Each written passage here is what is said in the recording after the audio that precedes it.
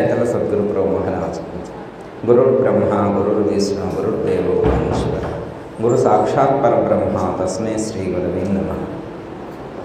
శ్రీ దక్షిణామూర్తి సమారంభం శ్రీ శివరామ దీక్షిత మధ్యమ శ్రీ బృహన్నార్య పర్యంతం వందే శ్రీ గురు పరంపర. ఏతల సద్గురు ప్రభు మహారాజ్. ఈరోజు మన గురువు గారు శ్రీ శ్రీ శ్రీ నిజానంద మెట్టుపల్లి సత్యనారాయణ రాజు గారు రచించినటువంటి పుస్తకం ఏం పేరు చెప్పండి? పరిపూర్ణ సుబోధ రత్నావళి. మనం చాలాసార్లు దాని గురించి చెప్పుకుంటూ ఉన్నాం. ఈరోజు పరిపూర్ణ సుబోధ రత్నావళి అనేటువంటి గ్రంథంలో ఉన్నటువంటి ఉపదేశ వాక్యాల్లో 108 ఉపదేశ వాక్యాలు ఉన్నాయి కదా. ఆ ఉపదేశ వాక్యాల్లో 12వ వాక్యం, ఎన్నో వాక్యం? 12వ ఉపదేశ వాక్యానికి రెండు విషయాలు మనం తెలుసుకునేటువంటి ప్రయత్నం చేద్దాం. మనకు తెలిసిందే మరోసారి గుర్తు చేసుకోవటం. ఇక్కడ నాయన గారు ఈ వాక్యంలో శిష్యుడి యొక్క అర్హతను గురించి చెప్తారు. శిష్యుడి యొక్క అర్హత, గురువు ఎలా ఉంటాడు, శిష్యులు ఎలా ఉంటారు అనేటువంటి దానికి సంబంధించి ఏం చెప్పారో తెలుసుకుందాం. సద్గురువులైన వారు సాధకుని యందు శ్రద్ధ భక్తి చూసి ఉపదేశం ఇయ్యవరు. ఎందులకనగా విద్య ప్రకాశించవలేనన అట్లు చేయవలేను. రైతు పొలము దున్ని పదును అదును చూసి భూమిలో విత్తనములు చల్లిన మొలుచు అభివృద్ధి పొంది ఫలించు. అదేవిధంగా గురువు సాధకుని యందు శ్రద్ధ అనే పదును భక్తి అనే అదును చూసి బోధ చేసిన బోధ ధర్మములు వాని యందు ప్రకాశించును. అంటే చాలా తేట తెలుగులో చెప్పారు. మనకి ఇందులో అర్థం కానటువంటిదేమీ ఉండదు. కాదు, వారు చెప్పిందని మళ్ళొకసారి గుర్తు చేసుకోండి. ఏమని చెప్తున్నారు?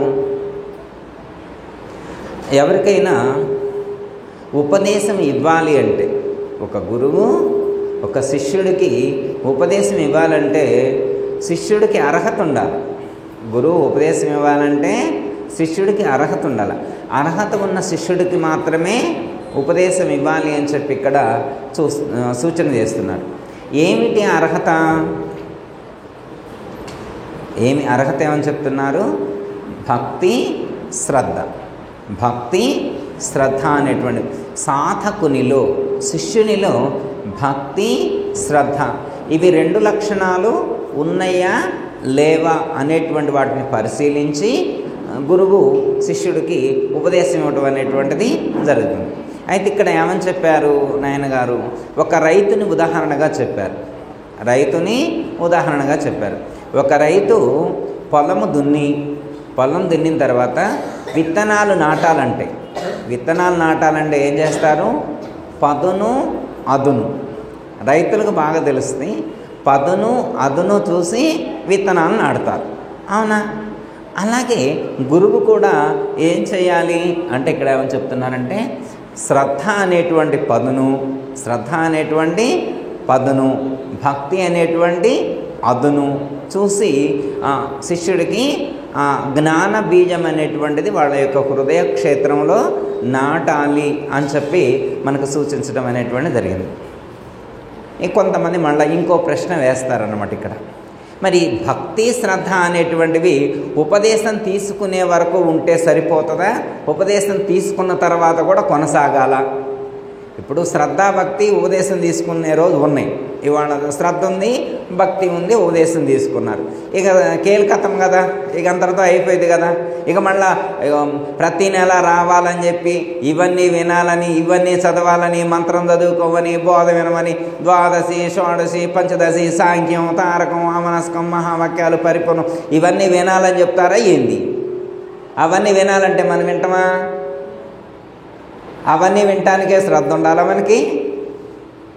ఇప్పుడు ఏమని చెప్తున్నారంటే సాధకునికి శిష్యుడికి ఉపదేశం తీసుకునేప్పుడే కాదు, ఉపదేశం తీసుకున్న తర్వాత కూడా ఈ యొక్క శ్రద్ధ భక్తి అనేటువంటివి కొనసాగాలి అని మనకు సూచించటం అనేటువంటిది జరుగుతుంది. అయితే ఎప్పటి వరకు ఉండాలి ఈ శ్రద్ధాభక్తి అనేటువంటివి, ఎప్పటి వరకు ఉండాలి, ఎలా ఉండాలి అనేటువంటి అంశాన్ని మనం గుర్తు చేసుకునేటువంటి ప్రయత్నం చేద్దాం. ఎందుకంటే అర్హత లేనటువంటి శిష్యుడికి బోధ చేస్తే ఏమవుతుంది అమ్మ? ఆచరించరు. ఇప్పుడు ఆచరించకపోతే గురువుగారికి ఏమన్నా నష్టమా? ఇప్పుడు శిష్యుడు ఆచరించలేదు, ఇప్పుడు గురువుగారికి ఏమి నష్టం? ఇప్పుడు డాక్టర్ గారి దగ్గరకు ఒక పేషెంట్ వచ్చిందమ్మా. డాక్టర్ గారి దగ్గరకు పేషెంట్ వస్తే నడువు నొప్పండి, నాకు ట్యాబ్లెట్లు ఇవ్వండి అన్నాడు. ట్యాబ్లెట్లు ఇచ్చిండు డాక్టర్ గారు, తీసుకొని వెళ్ళిండు. ఈయన వాడలేదనుకోండి, ఇప్పుడు డాక్టర్ గారికి ఏమన్నా నష్టమా అమ్మా? డాక్టర్ గారికి ఏమి నష్టం లేదు. వాడకపోతే నష్టం ఎవరికి? పేషెంట్కే కదా, అవునా కాదా? ఇప్పుడు అలాగే ఒక గురువు దగ్గర చేరిన తర్వాత మరి ఆ గురువు గారు చెప్పినటువంటి పద్ధతులు శ్రద్ధ భక్తి అనేటువంటివి లేవనుకోండి, అవి లేకపోతే గురువు గారికి నష్టమా శిష్యుడికి నష్టమా? అంతే కదా. ఇప్పుడు సపోజు నాకు ఆకలైంది అనుకోండి, నేను తినాల. నాకు దప్పికైతే నేను నీళ్ళు తాగాల, అవునా కాదా? ఇప్పుడు ఎవరికైతే బాధ ఉంటుందో, ఎవరికైతే దుఃఖం ఉంటుందో వాళ్ళు ప్రయత్నం చేయాలి, వాళ్ళు ప్రయత్నం. అందుకే ఇక్కడ ఏమన్నారంటే అర్హత ఉన్నటువంటి వాళ్లకు ఈ జ్ఞానాన్ని అందించినప్పుడు మాత్రమే వాళ్ళు శ్రద్ధతో భక్తితో దీన్ని అనుష్ఠానం చేస్తారు. అర్హత లేనటువంటి వాడికి ఈ జ్ఞానాన్ని అందిస్తే వాళ్ళు ఆచరించరు. ఎందుకు ఆచరించరంటే వాడికి అర్హత లేదు, బేసిక్ నాలెడ్జే లేదు, వాడికి భక్తే లేదు, బేసిక్గా భక్తే లేదు, వాడికి శ్రద్ధే లేదు. మరి గురువు యందు కానీ, గురువు చెప్పేటువంటి జ్ఞానమునందు కానీ, శాస్త్రాల యందు కానీ వీటి యందు శ్రద్ధ లేకపోతే, భక్తి లేకపోతే ఎలా సాధన చేస్తాడు? అందుకే అర్హత ప్రధానము అని ఇక్కడ మనకు సూచించటం అనేటువంటిది జరిగింది. ఇంకొకటి ఒక ఎగ్జాంపుల్ ద్వారా ఇక్కడ మనం గుర్తు చేసుకోవచ్చు. ఇంకోటి ఏంటంటే శిష్యుడికి అవసరమైనంత వరకే గురువు జ్ఞానాన్ని అందిస్తారు. ఇప్పుడు గురువుగారికి చాలా వస్తుంది, గురువుగారికి చాలా వస్తాయి. గురువుగారికి వచ్చిన మొత్తం శిష్యుడికి చెప్తే వాడికి అర్థమైద్దా? అర్థం కాదు. ఎంతవరకు చెప్తే అర్థం చేసుకుంటాడో అంతవరకే చెప్తారు. అంటే వాడికి భక్తి వరకు చెప్తే సరిపోయిందంటే భక్తి వరకే చెప్తారు. పర్వాలేదు ఇతనికి జ్ఞానాన్ని చెప్పవచ్చు అనుకుంటే జ్ఞానాన్ని గురించి కూడా చెప్తారు. పర్వాలేదు ఇతనికి సాంఖ్యం చెప్పవచ్చు అని గురువుకు అనిపిస్తేనే చెప్తారు. ఇతనికి తారకం చెప్పవచ్చు అని అనిపిస్తేనే చెప్తారు. అర్థమైందమ్మా? ఇతనికి మహావాక్యాలు చెప్పవచ్చు అనుకుంటే చెప్తారు. పర్వాలేదు ఇతనికి అమనస్కం గురించి చెప్పవచ్చు అని గురువుకు అనిపిస్తేనే చెప్తారు. శిష్యుడికి వినే అర్హత ఉందంటేనే చెప్తారు. అర్థమైందమ్మా? ఇంకోటి పరిపూర్ణం చెప్పాలన్నా, ఎరుకకు సంబంధించిన జ్ఞానం కానీ, పరిపూర్ణానికి సంబంధించినటువంటి జ్ఞానం కానీ శిష్యుడికి వినే యోగ్యత ఉన్నప్పుడే చెప్పాలా. శిష్యుడికి వినే యోగ్యత లేదనుకోండి, మరి వినే యోగ్యత లేనటువంటి వాళ్ళకి చెప్తే ఏమవుతుంది? వాడు వినడు, విన్నట్లుగా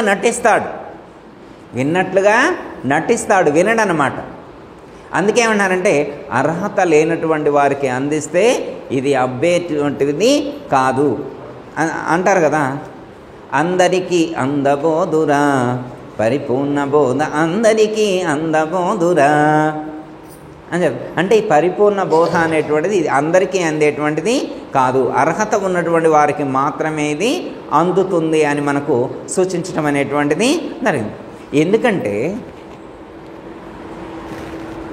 ఆ అర్హత ఉన్నటువంటి వాళ్ళకి చెప్తే అందులో ఏం ఉన్నదో అర్థమవుతుంది, అందులో ఏమున్నదో అర్థమవుతుంది. అది తెలియదనుకో అమ్మా, తెలియకపోతే ఏం అర్థమవుతుంది? ఇప్పుడు సపోజ్ ఉదాహరణకి అయమాత్మ బ్రహ్మ అని అన్నం అనుకో అమ్మా, అది అందరికి అర్థమైందా? ఏ గౌరీ, ఇప్పుడు అయమాత్మ బ్రహ్మ అన్నం అనుకో, అందరికి అర్థమైందా? అర్థం కాదు. అది మరి అర్థం కానప్పుడు చెబితే ఏమైంది? ఏం చేస్తారంటే ఈ చెవులో ఇంతవరకు తీసుకొచ్చి అక్కడ ఆపుతారు, ఈ చెవులో నింపి ఇక్కడే వదిలేస్తారు. లేకపోతే కొంతమంది ఏం చేస్తారంటే ఈ చెవులో నుంచి తీసుకొచ్చి ఈ చెవులో నుంచి వదిలేస్తారు. ఏందో అయమాత్మ బ్రహ్మ అంట, అది మనకేం పని దాంతో? అది ఎవరికి సంబంధించిందో అది వాణ్యకి సంబంధించింది అనుకుంటా, సీనియర్ కదా వారికి చెప్పుంటారు అనుకుంటారు, ఇది మనకి సంబంధించింది కాదులే అనుకుంటారు. అవునా కాదా అమ్మా? పోనీ మూలం లేని గుర్తెరిగే శరీరం ఏమీ లేదన్నారనుకో, మూలమే లేదంట,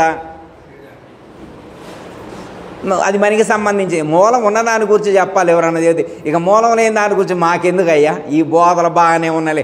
కార్తీక పౌర్ణం కదా, గురువుగారి దగ్గరకు వస్తే 4 మంచి మాటలు చెబుతారేమో, పుణ్యం వచ్చిద్దేమో, అనవసరంగా ఏడకు వచ్చిన అదే శివాలయం కాడికి పోతే 4 దీపాలు వెలిగిచ్చేవాళ్ళం, ఈ పాటికి 3 ప్రదక్షిణ చేసేవాళ్ళం, ప్రసాదం తీసుకొని ఇంటికి పోయి హాయిగా టీవీ పెట్టుకొని సీరియల్ చూసుకునేవాళ్ళం అనుకోవచ్చు చాలామంది. ఇదేంది ఈ బోధలంట, ఈ గోవాలంట, ఇవి మనకు అవసరం అవన్నీ అనిపిస్తాయి. ఎప్పుడు? అర్హత లేనప్పుడు. అంటే వినే అర్హత మనకు వచ్చినప్పుడు మాత్రమే దాన్ని గూర్చి గురువుగారు బోధిస్తే అర్థమవుద్ది. మనకు వినే అర్హత లేనప్పుడు చెప్పారనుకోండి, ఏం అర్థమైంది? మొన్న ఒక గురువుగారు, ఒక ఆయన గారు వచ్చారు. మౌన వ్యాఖ్య ప్రకటిత పరబ్రహ్మతత్వం యువానం వశిష్టాంతే వసదృష్టిగణైరావృతం బ్రహ్మనిష్టై, మనకి దక్షిణామూర్తి స్తోత్రంలో ఉండేటువంటి ఈ శ్లోకాన్ని గురించి అడిగారు. అంటే ఏంటి అర్థం? మౌన వ్యాఖ్య ప్రకటిత పరబ్రహ్మతత్వం యువానం వశిష్టాన్, ఇది శ్లోకం మొత్తం మనకు అవసరంలో ఒక్క పదమే. మౌనం వ్యాఖ్య ఏమంటున్నారు? మౌన వ్యాఖ్య అంటే ఇది ఒక్క పదమా 2 పదాలా? ఉమాదేవి గారు 2 పదాలు. హనుమంతరెడ్డి గారు అమ్మటే చెప్పేశారు. ఎన్ని పదాలు ఇవి? ఒక్కటిగా ఉన్న 2 పదాలు. ఒక్కటిగా ఉన్న 2 పదాలు. వ్యాఖ్య అంటే ఏంటి? మాట్లాడటం. వ్యాఖ్య అంటే మాట్లాడటం, అంతే కదా? వ్యాఖ్య అంటే మాట్లాడటం. మౌనం వ్యాఖ్య అంటే మౌనంగా ఉండి మాట్లాడాలి. ఈ పదం శంకరాచార్యుల వారు ఎంత కాంట్రవర్సీ వర్డ్ ప్రయోగించారో ఆలోచించండి. వ్యాఖ్య అంటే మాట్లాడటం, మౌన వ్యాఖ్య అంటే మౌనంగా ఉండి మాట్లాడాల. అర్థమైందా? మౌనంగా ఉండి మాట్లాడాల. మరి ఎంత ఎక్స్పర్ట్స్ అయితే మాట్లాడగలుగుతారు? మౌనంగా ఉండి మాట్లాడటం అంటే ఇప్పుడు మా రాధకి అనుకో ఎమ్మటే మాట్లాడేది మౌనంగా ఉండి. అర్థమైందమ్మా? అంటే సీనియర్స్ కావాలన్నమాట దీనికి. మౌనంగా ఉండి మాట్లాడాలంటే సీనియర్స్, ఈ పద్మాక్కి గారు మాట్లాడగలుగుతారు. అలా అంజమ్మ గారు అక్కడ సీనియర్స్ ఉన్నారు. చూసుకోండి ఎవరెవరు సీనియర్స్ ఉన్నారో చూసుకుంటే వాళ్ళు మాట్లాడడం వచ్చిందనమాట ఈయన గురించి. అవునా? ఏం చేయాలి? ఫస్ట్ ఏం చేయాలా? మౌనంగా ఉండాలి. ఏం చేయాలా హేమలత?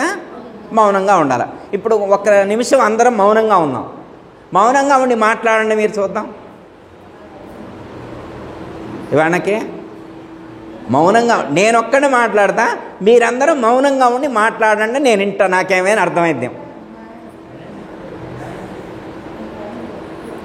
దక్షిణామూర్తి దగ్గరికి సప్త ఋషులు, సనకసనందనాది మునులు, ఇలాంటి మహాత్ములందరూ వచ్చి మాకు బ్రహ్మజ్ఞానాన్ని బోధించండి అన్నారు. ఏమని అడిగారు? మాకు బ్రహ్మజ్ఞానాన్ని బోధించండి అని అడిగారు. అడిగితే దక్షిణామూర్తి ఏం చేశారు? ఆయన మౌనంగా ఉండి బోధ చేశాడు. మౌనంగా ఉండి అంటే ఇది మాకెందుకు చెప్తున్నారు? ఆయన ఎవరో వస్తే ఆయనకు చెప్పొచ్చుగా అని అనొచ్చు మీరు. అయ్యా గురువుగారు మీ దగ్గరకు ఎవరో వచ్చారు ఆయనకు చెప్పొచ్చుగా, ఆగోవాలంతా మాకెందుకు ఇప్పుడు అని అనొచ్చు.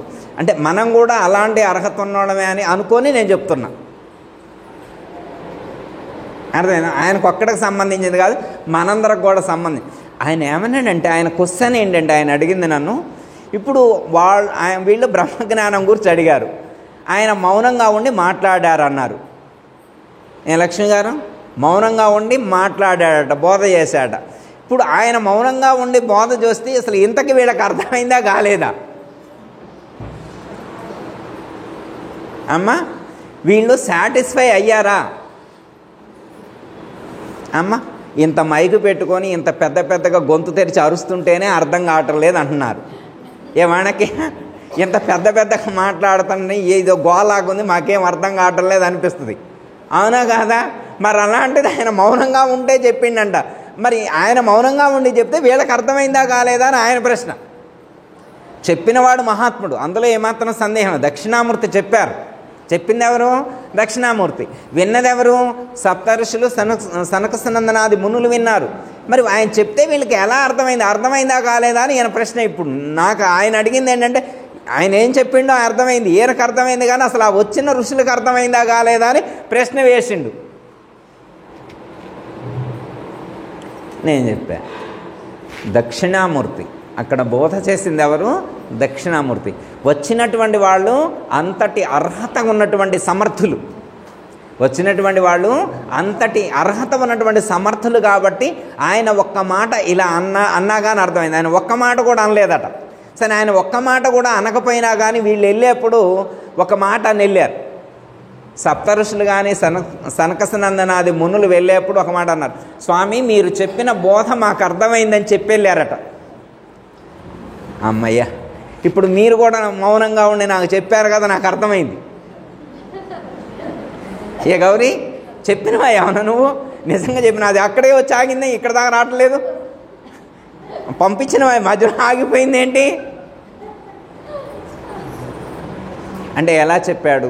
మౌనంగా ఉండి ఎలా చెప్పాడు, ఎలా అర్థం చేసుకున్నారు అంటే, ఒక దక్షిణామూర్తి చిన్ముద్ర ద్వారా ప్రకటితం చేశాడు. పరబ్రహ్మతత్వాన్ని ఎలా ప్రకటితం చేశారు? చిన్ముద్ర ద్వారా ప్రకటితం చేశారు. అంటే ఏంటి అర్థం? చిన్ముద్ర అంటే చూపుడు వేలు, బొటన వేలు రెండింటిని కలిపి పట్టుకోవటం, 3 వేళ్లను విడిచిపెట్టడం, ఇదే కదా చిన్ముద్ర. దీన్నే జ్ఞానముద్ర అని కూడా అంటారు. చిన్ముద్ర అన్న ఇదే, జ్ఞానముద్ర అన్న ఇదే. వేరియేషన్స్ రకరకాలుగా కొంతమంది దీన్ని గుర్తిస్తారు. తేలిగ్గా అందరూ చెప్పేటువంటిది ఏంటంటే ఈ 3 త్రిగుణాలకు సంకేతం, ఈ 3 త్రిగుణాలకు సంకేతం. ఇది జీవుడు, ఇది బ్రహ్మము. బొట్టన వేల బ్రహ్మము, చూపుడు వేల జీవుడు, ఈ 3 త్రిగుణాలకు సంకేతం. ఇలా ఉంటే ఈ 3 గుణాలతో జీవుడు కలిసి ఉన్నాడు అని అర్థం. 3 గుణాలతో జీవుడు కలిసి ఉంటే ప్రకృతిలో ఉన్నట్టు అర్థం, అజ్ఞానంలో ఉన్నట్లు అర్థం. ఆ జీవుణ్ణి, ఈ జీవుణ్ణి ఈ బ్రహ్మంతో కలపాలన్నమాట. ఈ 3 గుణాల నుంచి వేరు చేయాలన్నమాట. ఓ ఇట్లా పెట్టుకుంటే అయిపోయిద్దా? ఓ ఈ మాత్రం మాకు తెలియక ఈ కుస్తీలు పడతానమే, ఏళ్ళెట్టు పెట్టుకోవటమేనా? ఇంతేనా? మొన్న యోగా క్లాస్కి వెళ్తే కూడా వాడు ఇంతే పెట్టుకున్నారు, 100 మంది కూర్చున్నారు, అందరూ ఇటు పెట్టుకో, వాళ్ళు కూడా బ్రహ్మజ్ఞానులే అనుకుంటా. ఇట్లా పెట్టి కూర్చుంటేనే క్లాస్ మొత్తం అయిపోతే ఇది దుకాణం మొత్తం బంద్ అయ్యేటైతే ఇక లేదేముంది అంటే వేళ్ళు ఇట్లా పట్టుకోవడం అని కాదు అర్థం. జీవుడు సంసారంతో అనుబంధం అవ్వకుండా చూసుకోవాలి, అటాచ్మెంట్ లేకుండా ఉండేట్టుగా డిటాచ్మెంట్ చేసుకోవాలి. అర్థమైందమ్మా? ఇంకొకటి ఇట్లా రౌండ్గా ఉంటుంది కదా ఇక్కడ, దీన్ని పరిపూర్ణం అని కూడా కొంతమంది చెప్తారు. రౌండ్గా ఉన్నటువంటి దాన్ని పరిపూర్ణం అని కూడా కొంతమంది, ఎవరి లాంగ్వేజ్లో వాళ్ళు దీన్ని గుర్తిస్తారు. కానీ దక్షిణామూర్తి కానీ శంకరాచార్యుల వారు ఇక్కడ చెప్పింది అద్వైతాన్ని గురించే. శంకరాచార్యుల వారు ఇక్కడ చెప్పింది అద్వైతాన్ని గురించే. ఇలా పెడితే జీవుడు ప్రపంచాన్ని విడిచిపెట్టి, ప్రకృతిని విడిచిపెట్టి బ్రహ్మముతో అనుసంధానం కావాలి అంటే దేహభావాన్ని విడిచిపెట్టి, ప్రపంచ భావాన్ని విడిచిపెట్టి దైవభావంతో, బ్రాహ్మీ భావంతో జీవించాలి. అహం బ్రహ్మస్మి, అయమాత్మ బ్రహ్మ అంటే ఇదే అర్థం. ఓకే, అయితే ఒక్కోసారి సింపుల్గా అనిపించినట్టే ఉంటుంది, కానీ మనం దాన్ని సాధన చేయాలి. వినటం చాలా తేలిక. ఏం లక్ష్మక్కయ్య, వినటం తేలిక కదా, చాలా తేలిక. కానీ ఆచరించటం చాలా కష్టం. ఆచరించడం చాలా. ఇప్పుడు రాత్రి మనం ఓంకార సాధన అనుకున్నాం. ఓంకారం అనేది వింటే ఎంత తేలిక ఉంటుందో. ఓంకారం ఓం శ్రీ గురుదేవాయ నమః, ఓం శ్రీ గురుదేవాయ అంటం తేలిక, కానీ ఆ ఓంకారం యొక్క అర్థానికి అనుగుణంగా మనం జీవించడం ఎంత కష్టం. ఎంతమంది జీవించగలుగుతున్నారు? అట్లనే అంటే మనం అర్థం చేసుకోవడమే కాకుండా ఆచరించేటువంటి ప్రయత్నం కూడా మనం చేయాలి. అందుకే గురువుగారు ఏం చేస్తారంటే శిష్యుడికి అర్హత రాంది బోధించరు. శిష్యుడికి అర్హత రాంది బోధించరు. ఎవరైనా మీకు కొత్త వాళ్ళు వచ్చారనుకో, మీ గురుగారు పరిపూర్ణం చెప్పిండా అంటాడు. నీకు పరిపూర్ణం చెప్పినాడు. ఓ ఇంకా పరిపూర్ణం చెప్పలేదా? నిన్ను ఆడే ఉంచిండా? ఇంకా ఆడే ఉంచిండా?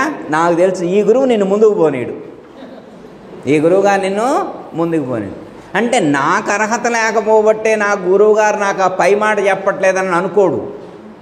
అర్థమైందమ్మా? నాకు అర్హత ఉంటే ఎప్పుడో ఆ పై మాట చెప్పేవారు గురువుగారు.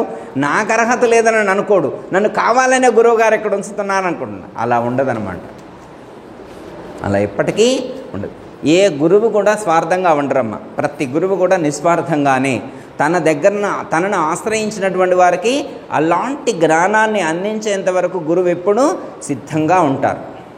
నాయన గారు కానీ సీతమ్మ గారు కానీ ఏమని చెప్పారు? ఎప్పుడు ప్రతిక్షణం కూడా ఏ శిష్యుడు వచ్చినా కానీ వాళ్ళ సందేహాన్ని నివృత్తి చేయడం కోసమే ప్రయత్నం చేశారు. మనకు సందేహం కలగాలగా. సందేహం ఎప్పుడు కలుగుద్ది? సాధన చేస్తే కలుగుద్ది. సాధన చేస్తే కలుగుద్ది.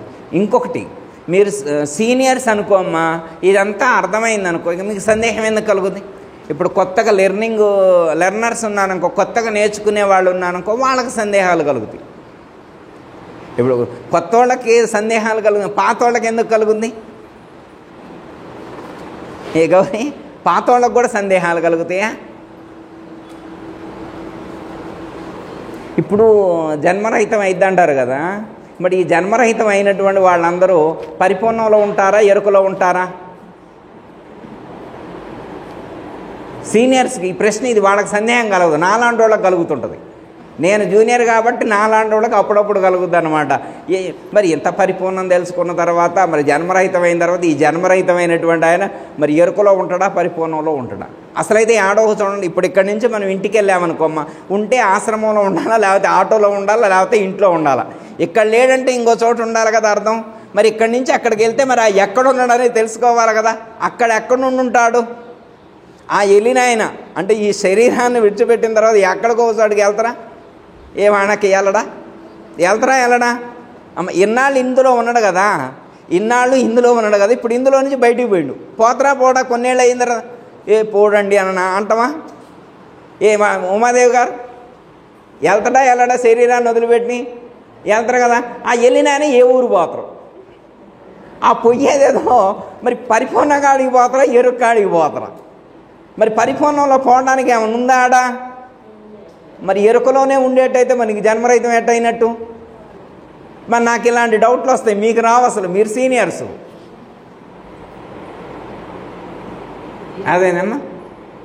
ఇంకొకటి, ఈ మన గురువుగారులు ఉన్నారు కమ్మా, వీళ్ళు ఉన్నారు, వీళ్ళ పైన కూడా వాళ్ళు ఉన్నారుగా, వీళ్ళే కాక వీళ్ళ పైన కూడా వాళ్ళు ఉన్నారా లేదా? ఇప్పుడు మరి వాళ్ళకి జన్మరహితం అయిందా కాలేదా? నిజంగా చెప్పాలి మీరు, నిజంగా చెప్పాలి మీరు. అయిందా? జన్మరహితం అయిందా? ఒప్పుకుందామా? అమ్మయ్య, గురువు గారికి జన్మరహితం అయింది, దాంట్లో మనకేం సందేహం లేదు. సందేహం ఉంటుందా మనకేమైనా? శ్రీహరి గారు మనకేం సందేహం లేదుగా. గురువుగారులకు అందరికీ జన్మరహితం అయింది. ఇప్పుడు గురువుగారులకు జన్మరహితం అయితే గురు బ్రహ్మ, గురు విష్ణు, గురుదేవ మహేశ్వర అని పూజ చేసింది ఈ గురువు గారికైనా ఇంక వేరే గురువు గారికా? ఈయనకు జన్మరహితం అయితే మళ్ళీ ఎట్ట వస్తారు గురువు గారు? అంటే జన్మరహితమైన గురువు గారు నువ్వు మంత్రం చదవంలోనే మళ్ళీ నీ కోసం వస్తారా ఏంటి? అంటే నాకు జన్మరహితం వద్దులే, గౌరీ ప్రార్థన చేసింది, నాకు జన్మరహితం వదులుకొని నేను గౌరీ కోసం వస్తా అని చెప్పి వస్తారా ఆ గురువు గారు? వస్తారమ్మా? రాడా? మరి రాకపోతే ఇప్పుడు ఈ గురువుగారికి జన్మరహితం అయినట్టా కానట్టా? నిజంగా గురువుగారి జన్మరహితం అయితే మనం ప్రార్థన చేస్తే వస్తారా రాడా? మనం ప్రార్థన చేస్తే వచ్చే గురువుగారికి జన్మరహితం అయినాయినా కానైనా? అంటే జన్మరహితం అయిన తర్వాత కూడా మన కోసం వస్తారు. ఇంకా ఆయనకు భ్రాంతులు ఉన్నాయి మన మీద. అంటే మా శిష్యుడు తరించాలి అనేటువంటి తలంపులు, ఆలోచనలు, భ్రాంతులు గురువుగారికి కూడా ఉండి శిష్యుల కోసం మళ్ళీ గురువుగారులు కూడా తిరుగుతుంటారనమాట. అంతేనా? అలా అనుకోవాలా మనం? గురువుగారులకు కూడా భ్రాంతులు ఉంటాయా? ఏమో గురువుగారు మాకు కొద్దిగా అర్థమైనట్టుంది, కొద్దిగా అర్థం కానట్టుంది, ఇది వస్తాడంటే చిక్కాలగానే ఉంది, రాడన్నా చిక్కాలగానే ఉంది. ఇప్పుడు రాడు అన్నాం అనుకో, ఈ పూజల దండగ అంటాం. మనం పూజ చేసినా కానీ గురువుగారు రాడంటే ఇది దండగ చేటు పూజ అంటాం. వస్తాడు అంటే మరి ఇప్పుడు ఆయనకు భ్రాంతి వదలలేదని అర్థమైంది. ఇలాంటివి నాకు వచ్చే డౌట్స్. మీరు సీనియర్స్ కాబట్టి మీకు రావు ఆ డౌట్లు.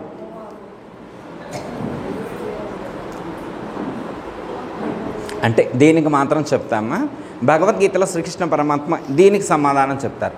ఏ యథామాం ప్రపద్యంతే తాం తథైవ భజామ్యహం మమ వర్తమాను వర్తంతి మనుష్యః పార్థ సర్వశః. ఏ యథామాం ప్రపద్యంతే తాం తథైవ భజామ్యహం. ఈ ప్రపంచంలో ఉన్నటువంటి మానవులు లేకపోతే ప్రాణులు, జీవులు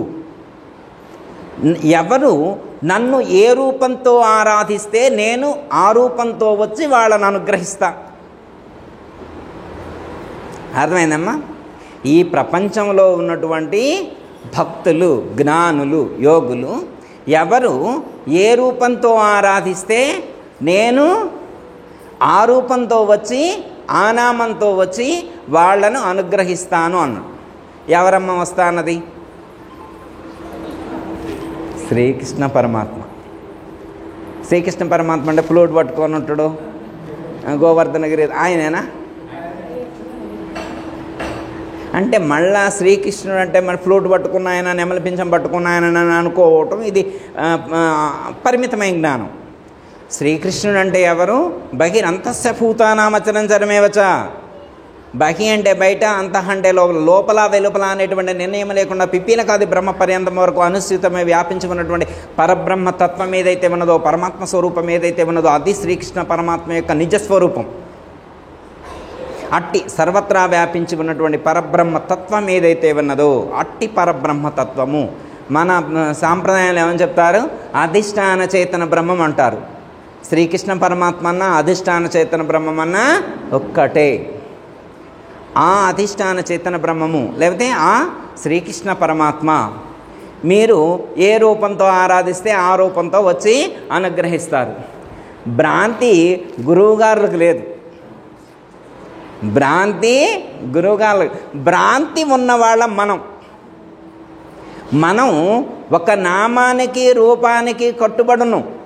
మనం దేనికి బందీ అయ్యున్నాం? ఒక నామానికి ఒక రూపానికి బందీ అయ్యున్నాం.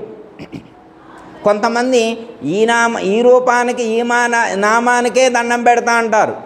ఈ రూపానికి ఈ నామానికి, ఈ రూపానికి ఈ నామానికి, ఈ రూపానికి ఈ నామానికి బందీ అయిన ఆయన అక్కడ ఇంకో రూపం ఉంది కదా, ఆ రూపాన్ని నేను ఒప్పుకోను అంటాడు. ఆయన ఈడ కట్టుకున్నాడు. ఈ రూపానికి తాడుతో కట్టుకున్న ఆయన ఆ రూపాన్ని ఒప్పుకుంటాడా? ఒప్పుకోడు. అంటే మనము భ్రాంతిలో ఉన్నాం, మనం బంధీ అయి ఉన్నాం. అర్థమైందమ్మా? భగవద్గీతలో శ్రీకృష్ణ పరమాత్మ అదే చెప్పారు. ఏ యథామా ప్రపద్యంతే తాం తదైవ భజామ్యహం. ఈ ప్రపంచంలో ఉన్నటువంటి జీవులు ఎవరు ఏ రూపంతో ఏ నామంతో ఆరాధిస్తే నేను ఆ రూపంతో ఆ నామంతో వచ్చి అనుగ్రహిస్తా అన్నారు. ఇప్పుడు మనం ఏ రూపంతో ఆరాధించిన ఇందాక మనం శ్రీ శ్రీ శ్రీ నిజానంద మిట్టపల్లి సత్యనారాయణ రాజయ్య గారు, మాత చంద్రమాంబ గారు ఆ నామము ఆ రూపము, శ్రీ సదానంద పసుపులేటి సీతమ్మ రాజయోగిని గారు ఈ రూపంతో ఈ నామంతో ఆరాధించును. ఎందుకంటే మనం ఈ గురువుగారి దగ్గర ఉపదేశం తీసుకొని ఉన్నాం కాబట్టి తనువు, మనసు, ధనము, ఎరుక మొత్తం ఈ గురువుగారికి సమర్పించాం కాబట్టి ఈ రూపానికే కట్టబడి ఉన్నాం, ఈ రూపానికే సరెండర్ అయి ఉన్నాం కాబట్టి మనం ఇక్కడే ముక్తి పొందాలి, ఇక్కడే బంధాన్ని విడిచిపెట్టాలి. కాబట్టి మనం ప్రతి క్షణం కూడా ఈ నామంతో ఈ రూపంతో ఆలోచిస్తాం. ఓకే, వారికి జన్మరహితమైంది. కానీ మనం ఈ రూపంతో ఈ నామంతో ఆరాధించినప్పుడు ఈ రూపంతో ఈ నామంతో వచ్చే అనుగ్రహిస్తా అని చెప్పారు. ఓకే అమ్మ, వారు కాదు వచ్చేది, వారికి జన్మరహితమైంది. విశ్వవ్యాప్తమైనటువంటి చైతన్యం ఏదైతే ఉన్నదో విశ్వవ్యాప్తమైనటువంటి చైతన్యం మనకు ఆ నామంతో ఆ రూపంతో వచ్చి అనుగ్రహించడం అనేటువంటిది జరుగుతుంది. ఓకే, అంటే ఇక్కడ ఏమని చెప్తున్నారంటే మనకు ఎంత సామర్థ్యం ఉంటే అంత జ్ఞానమే వంట పట్టుద్ది. అర్థమైందమ్మా? సామర్థ్యం లేనప్పుడు జ్ఞానం అనేటువంటిది మనకు వంట పట్టదు అని సూచించడం అనేటువంటిది జరిగింది. ఒకవేళ బోధించినా కానీ వీళ్ళు అర్థం చేసుకునేటువంటి సామర్థ్యం ఉండదు. చిన్న ఎగ్జాంపుల్ ఒకటి చెప్తారనమాట. ఎట్లా అంటే గురువు అనుగ్రహంతో, గురువు దయదలచి, గురువు అనుగ్రహించి దయదలిచి శిష్యుడికి ఒకవేళ ఈ జ్ఞానాన్ని బోధించినా కానీ వాళ్ళకి ఇబ్బంది కలుగుద్ది తప్ప ఉపయోగపడదు. నాయనగారు ఎప్పుడూ చెప్తారనమాట, నాయన ముందు సాధకుడికి ఎరుక నిర్ణయాన్ని దృఢపరచండి, ఎరుక నిర్ణయం దృఢమైన తర్వాతనే పరిపూర్ణ సూచన చేయండి. ఎరుక నిర్ణయం దృఢం కాకుండా పరిపూర్ణ సూచన చేస్తే వాళ్ళకి అర్థం కాదు, వాళ్ళు ఇబ్బంది పడతారు, రెంటికి చెడతారు అని చెప్పారు నాయనగారు. ఎలా ఉంటుంది అనేటువంటి దానికి ఇక్కడ చిన్న ఎగ్జాంపుల్ ఒకటి గుర్తు చేస్తాను. ఒక గురువుగారి యొక్క ఆశ్రమంలో కొంతమంది శిష్యులు సాధన చేస్తూ ఉన్నారు, సేవ చేస్తూ ఉన్నారు. గురువుగారి యొక్క ఆశ్రమంలో కొంతమంది శిష్యులు సాధన చేస్తూ సేవ చేస్తూ ఉన్నారు. ఒకరోజు రాత్రి అందరు పడుకునే టైంలో 8 ఆ టైం అవుతుందన్నమాట. అక్కడ అతనికి ఒక సీతాకోక చిలుక ఉన్నటువంటి గూడు కనిపిస్తుంది. గూడు అంటారు, అర్థమైంది కమ్మా, గూడు కనిపించింది. ఆ గూట్లో ఉన్నటువంటి ఒక ప్రాణి బయటికి రావడానికి ఇబ్బంది పడుతూ ఉంది. కొంచెం కాళ్ళు కొంచెం వచ్చినాయి, ఇలా కొట్టుకుంటూ ఉందన్నమాట ఆ గూట్లో నుంచి బయటికి రావడానికి. సీతాకోక చిలుక గూట్లో నుంచి బయటికి రావడానికి ఇలా కొట్టుకుంటూ ఉంది. అప్పుడు ఏం చూశాడు, అయ్యో అది కొట్టుకుంటుంది, దానికి ఇబ్బంది జరుగుతుంది, దాన్ని ఇబ్బంది పెట్టడం ఎందుకు, మనం ఇంత స్కిల్స్ ఉన్నవాళ్ళం ఉన్నాం కదా, దానికి ఆ బాధను తగ్గిద్దాము, ఆ ఇబ్బంది లేకుండా దాన్ని బయటికి తెద్దామని చెప్పి ఆయన ఏం చేశాడంటే ఆ గూడుని తొలగించి అందులో ఉన్నటువంటి సీతాకోక చిలుకను బయట పెట్టాడు. తెల్లారి గురువుగారు చూసి, ఏమిటి నాయనా అన్నాడు. గురువుగారు రాత్రి నేను చూశాను, సీతాకోక చిలుక గూట్లో నుంచి రాలేకపోతుంటే నేను దాంట్లో నుంచి బయటికి తీసా, నేను మంచి పని చేశా గురువుగారు అన్నాడు. ఓ వెరీ గుడ్ అన్నాడు. గురువుగారు ఏమన్నాడు, వెరీ గుడ్ అన్నాడు. మెచ్చుకున్నట్టే వెరీ గుడ్ అంటే. సాయంత్రం అయింది, అక్కడేముంది సీతాకోక చిలుక, తెల్లారింది, మళ్ళీ అక్కడేముంది, మళ్ళీ సాయంత్రం అయింది, 24 అవర్స్ గడిచినాయి, మళ్ళీ ఇంకో రోజు అయింది, 48 అవర్స్ గడిచింది. 48 అవర్స్ గడిచిన తర్వాత కూడా సీతాకోక చిలుక అక్కడే ఉంది. మళ్ళీ గురువుగారి దగ్గరకు వచ్చిండు. గురువుగారు మీరేదో వెరీ గుడ్ అన్నారు, ఇప్పుడు మరి అది అసలు కదలట్లేదు, ఏంటి కథ అన్నాడు. అది కదలట్లేదు ఎందుకని, నాయన అది కదలదు అన్నాడు. అది కదలదు ఎందుకు అంటే దానికి రెక్కలు కానీ కాళ్ళు చేతులు కానీ అవి బలం సరిపోయినంత బలాన్ని పుంజుకోకముందే నువ్వు బయటికి తీసినావు. అది ఫుల్ ఫ్లెడ్జ్గా శక్తివంతం కాకముందే దాన్ని నువ్వు బయటికి తీసినావు. ఇప్పుడు దాని కాళ్ళల్లో బలం లేదు, దాని చేతుల్లో బలం లేదు, దాని రెక్కల్లో బలం లేదు. ఆ కారణం చేత ఇక అది ఎదగలేదు. దాని జీవితాంతం అది పాకుతూ ఉండటమే. ఇప్పుడు మరి నేను పొరపాటు చేసిన నా గురువుగారు అండు, మరి ఆలోచించిన ఆయన మరి నిన్న వెరీ గుడ్ అన్నారు అంటే, నిన్న నీకు వెరీ గుడ్ అనకపోతే నువ్వు ఊరుకో, నిన్న వెరీ గుడ్ అనకపోతే ఊరుకోడు. ఇప్పుడు ఆయనకు అర్థమైంది చేసింది తప్పని అర్థమైంది. ఇప్పుడు ఆ శిష్యుడు ఆ సీతాకోక చిలుక విషయంలో మంచి చేసిండా చెడు చేసిండా?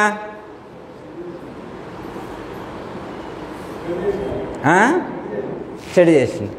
శిష్యుడు ఉద్దేశం ఏంటి? దానికి మంచి చేయాలనే ఉద్దేశంతో బయటికి తీసిండా, చెడు చేయాలని దాన్ని చంపాలని ఇబ్బంది పెట్టాలని చేసిండా? ఉద్దేశం మంచిదే, అది ఇబ్బంది పడుతుంది కదా, ఇబ్బంది పడకుండా చేద్దామని చెప్పి బయటపడేద్దాం, దాన్ని తేలిక బయటపడేద్దామని చెప్పి ట్రై చేసిండు. కానీ అదేమైంది, దానికి ఇబ్బంది కలిగింది. అర్థమైందా? అంటే దానికి ఒక స్థిరమైనటువంటి బలం లేనప్పుడు, అర్థమైందమ్మా, అది పూర్తి కాకముందే దాన్ని బయటకు తీస్తే ఎలా ఇబ్బంది పడుతుందో అర్హత లేనటువంటి వాడికి బోధిస్తే కూడా అలాగే ఉంటుంది. అర్థమైందమ్మా? సీతాకోక చిలుక అర్హత లేకముందే దాన్ని బయటికి తీస్తే అది అలాగే జీవితాంతం ఇబ్బంది పడ్డట్టుగా సాధకుడికి కూడా అర్హత లేనప్పుడు అర్హత లేనటువంటి వాడికి జ్ఞానాన్ని ఇస్తే అలాగే ఉండిపోతాడు. చిన్న ఎగ్జాంపుల్, చెట్టుకి ఒక పండు కాయ ఉందనుకోమ్మా, అది పండే వరకు దాన్ని అలా ఉంచాల. పండే వరకు అలా ఉంచితే ఏమవుతుంది, మధురంగా ఉంటుంది, మాధుర్యం అనేటువంటిది ఏర్పడుతుంది. అసలు పండిన తర్వాత నువ్వేం చేయక్కల, మామూలుగా అది పచ్చిగా ఉన్నప్పుడు గట్టిగా కొయ్యాలి. నువ్వు దాన్ని విడదీయాలంటే ఏం చేయాలా, గట్టిగా కొయ్యాలన్నమాట. కొడవలు పెట్టి కోస్తుంటారనమాట మామిడి తోటలకు వెళ్ళినప్పుడు. అదే పండిందనుకో అమ్మ, అసలు పండితే దానంతట అదే ఊడిపడింది, నువ్వు కోసేదేంది? అర్థమైందమ్మా? పండితే ఎరుక నుండి నువ్వే విడిపోతావు, మళ్ళీ నిన్ను పట్టుకొని గుంజేదేంది? ఆయన గుంజేదేంది, ఈయన గుంజేదేంది? చెట్టుకున్నటువంటి పండు పండితే దానంతట అదే చెట్టు నుంచి విడిపోయినట్లుగా మళ్ళీ అద్వైతంలో చెప్పుకుంటే ప్రకృతి నుండి నీ అంతటి నువ్వే విడిపోతావు. అద్వైత స్థితిలో ఉండడం లేదా పరిపూర్ణం తెలుసుకున్నాం అనుకో, దానంతట అదే పండిపోవాలా, విడిపోవాలా, ఊడిపోవాలా. ఎరుకను తనంత తానే చెట్టు నుంచి పండు ఎలా ఊడిపోయిందో అలా పోయేట్లుగా తాను లేకుండా పోవాలని చెప్పారు. మరి అర్హత రాకముందే, ఆ స్థితి కుదరకముందే, పండకముందే మనం పట్టుకొని గుంజితే ఏమవుద్ది? ఎంతకాలం ఉన్నా పుల్లగానే ఉంటుంది. ఇక ఆ పులుపు పోవడానికి మనోళ్ళు ఇప్పుడు ఏం చేస్తున్నారంటే మాగబెడుతున్నారు. మాగబట్టిస్తే ఎంత టేస్ట్ ఉంటున్నాయి మామిడి పండ్లు. చిన్నప్పుడు ఒక్కొక్కళ్ళు 5-6 తినేవాళ్ళు, ఇప్పుడు 10 తింటున్నారు. ఇవి మాగబెట్టినాయి, ఇప్పుడు మాగబెట్టినాయి. అవునా కాదా? కొంటున్నావా గౌరీ? కొంటలేదంట గౌరీ. ఎందుకంటే దానంతట అది చెట్టు నుంచి పండితే ఎంత మధురంగా ఉంటుంది, అలాగే పచ్చిది ఎప్పుడూ అలాగే ఉంటుంది, అది తృప్తిని కలిగించదు. అర్థమైందమ్మా? అలాగే పండిపోకముందే, శిష్యుడికి అర్హత రాకముందే జ్ఞానాన్ని బోధిస్తే ఆచరించలేడు అనే అంశాన్ని మనకి ఇక్కడ గుర్తు చేయటం అనేటువంటిది జరుగుతుంది.